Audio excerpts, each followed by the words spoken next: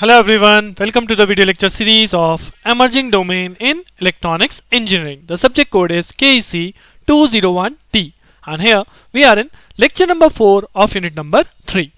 So in the previous lecture हम लोग बात कर रहे हैं ऑपरेशनल एम्पलीफायर एप्लीकेशंस की या प्रैक्टिकल बेस्ड सर्किट जो हम पढ़ रहे हैं, that is your differentiator, integrator and summing amplifier जो हमने लास्ट लेक्चर में कवर अप किए हैं. Now on the similar way इस लेक्चर में हम लोग बात करने वाले हैं another circuits that is differential amplifier, subtractor और हम कुछ प्रॉब्लम्स भी देखेंगे जो अब तक हमने सर्किट किए हैं. इसके बाद हमारी एप्लीकेशंस ओवर हो जाएंगी, तो सभी एप्लीकेशन पे बेस्ड मैं आपको न्यूमेरिकल वे में सर्किट सामने रखूंगा सो दैट आप लोगों को एक अंडरस्टैंडिंग बन चुकी है और अच्छे से वो क्लियर हो जाएगी कि क्वेश्चन पेपर में क्वेश्चंस किस तरह से पुटअप होते हैं. तो चलिए अपना लेक्चर स्टार्ट करते हैं ऑन ऑपरेशनल एम्पलीफायर एप्लीकेशंस.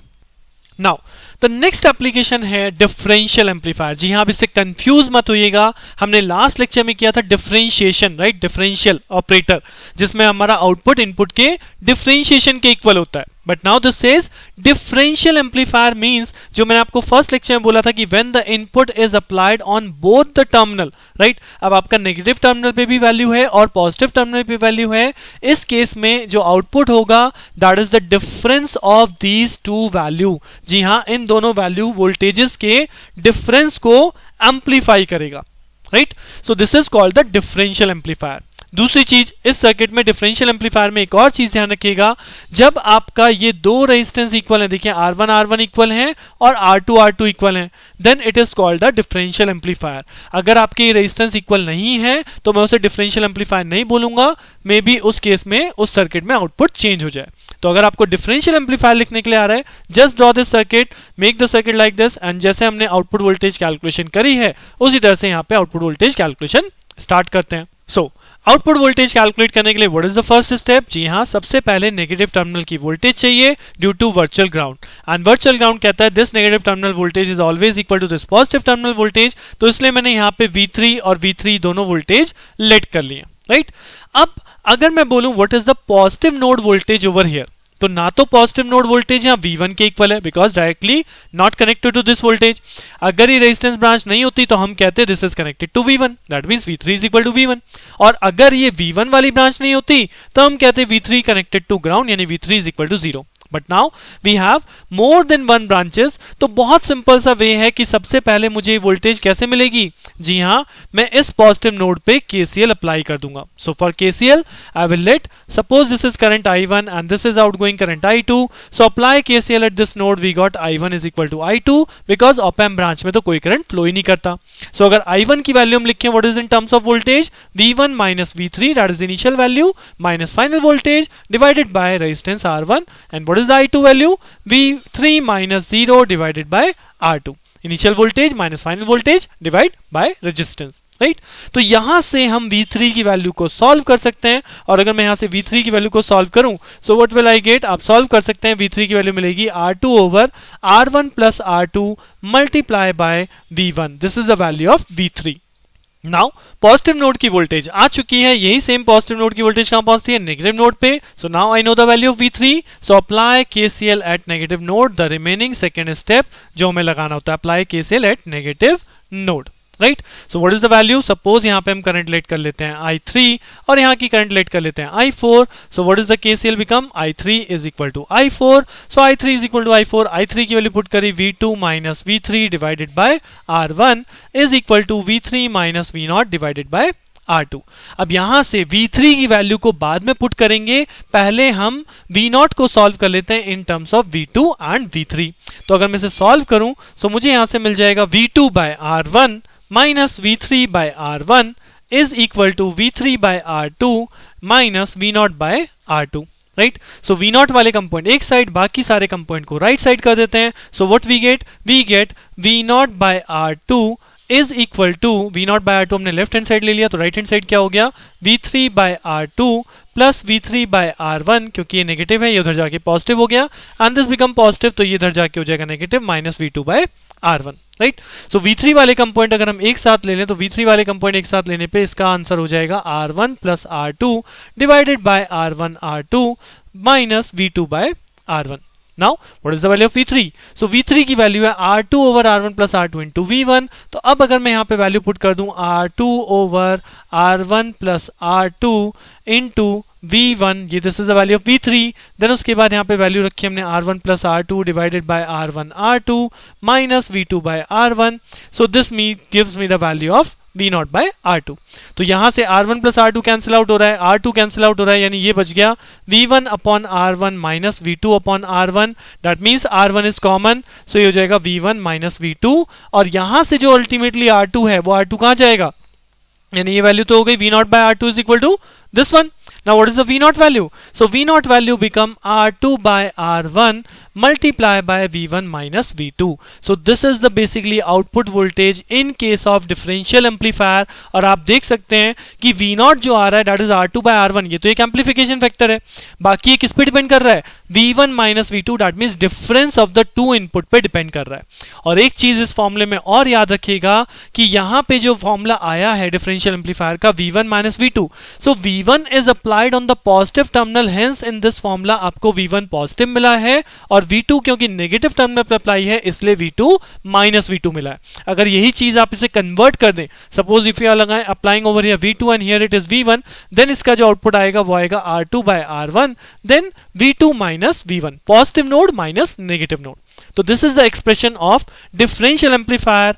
याद रखना है सर्किट, एक्सप्रेशन आप याद रख सकते हैं, बहुत अच्छी बात है, अलग से लिख लीजिए, एंड टाइम पे रिवीजन में बहुत हेल्प मिलेगी। अदरवाइज अगर सर्किट आपके सामने है तो कैलकुलेशन तो अब तक आप परफेक्ट हो चुके होंगे, आई होप। अगर आप अपने आप से अब तक सॉल्व करते आए हैं या एक भी सर्किट आपने खुद से इस कॉन्सेप्ट से लगाया तो डेफिनेटली आप पूरा का पूरा सर्किट अप्लाई कर सकते हैं, आउटपुट वोल्टेज बहुत इजीली कैलकुलेट कर सकते हैं। नाउ द नेक्स्ट एप्लीकेशन जो इसी डिफरेंशियल एम्पलीफायर से आती है, अगर इस एक्सप्रेशन में मैं आपको बोलूं कि ये दो रेजिस्टेंस यानी R2 और R1 एक दूसरे के इक्वल हो जाएं, यानी कि ये जो चारों रेजिस्टेंस हैं एक तरह से R तो ये भी R हो जाएगा और ये भी R हो जाएगा, यानी all the four resistance are equal to each other. तो अगर R2 और R1 इक्वल हो गए तो व्हाट डज V0 बिकम?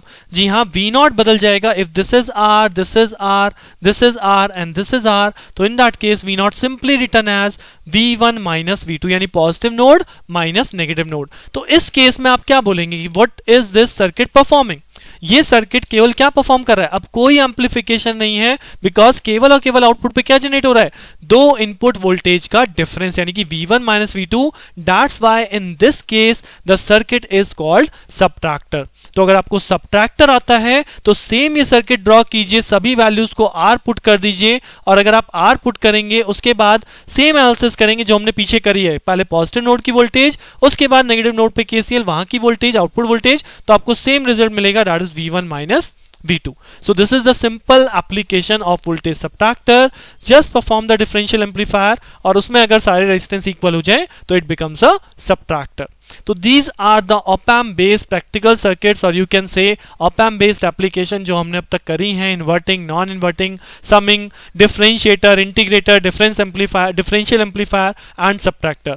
सारी एप्लीकेशन बहुत इंपॉर्टेंट है और इनमें से मान के चलिए एक या दो एप्लीकेशन पे क्वेश्चन आपको पेपर में डेफिनेटली मिलता है।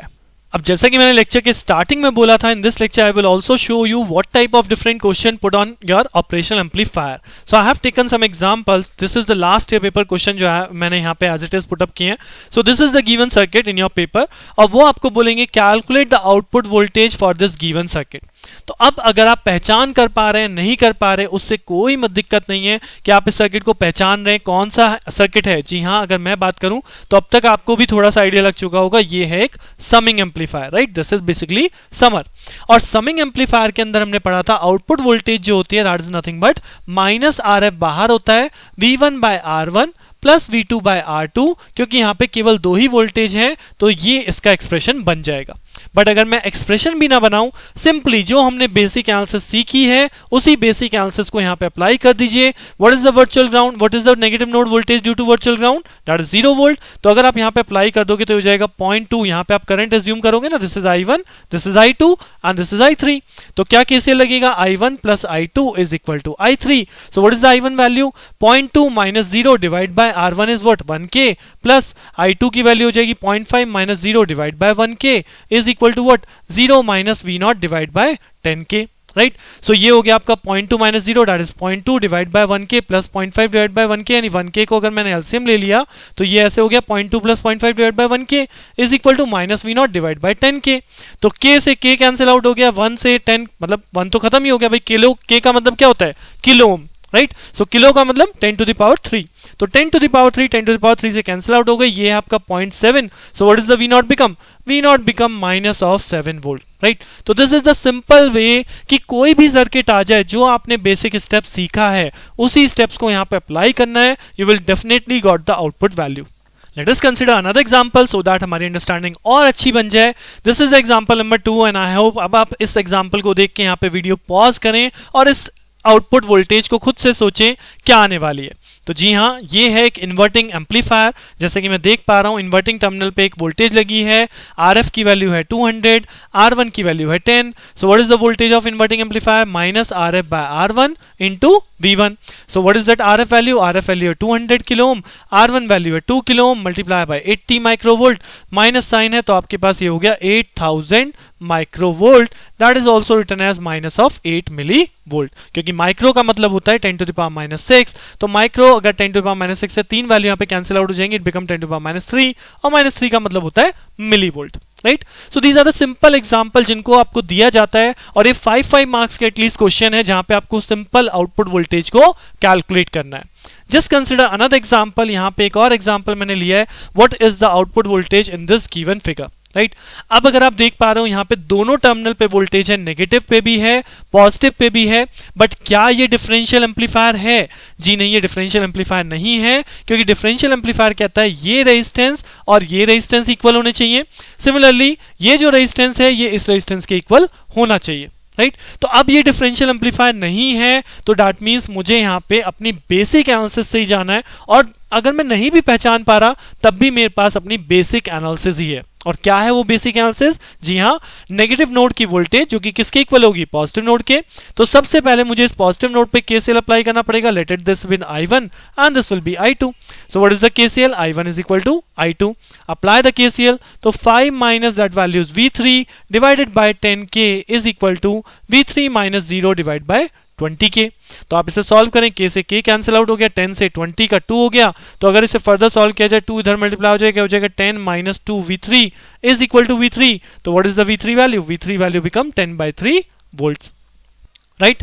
Now this 10/3 V3 is comes into this negative node voltage, क्योंकि V3 की वैल्यू क्या होगी 10/3 वोल्ट। अब इस नेगेटिव नोड पे केसीएल लगा दीजिए, तो यहाँ पे I3 है, यहाँ पे I4 है, तो as per KCL I3 is equal to क्या हो जाएगा I4।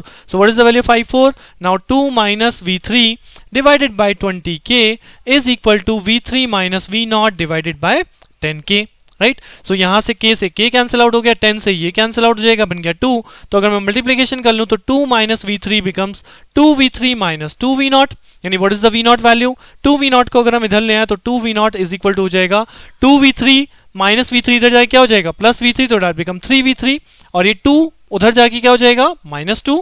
So what is the value of V not become, यहां से V3 की वैल्यू 10/3 है, 10/3 यहां पे रखेंगे, this become 10 minus 2 that become 8, तो 2V not is equal to 8, यानी V naught is equal to क्या रह गया, V naught is equal to 4 volt, right. तो बहुत ही सिंपल वे है ऑप एम्प के अंदर, और ये ऐसा क्वेश्चन है जिसे अगर यहां पढ़ने के बाद आप अटेम्प्ट ना करके आए तो दैट मींस मेरा पढ़ाना वेस्ट हो जाएगा, राइट।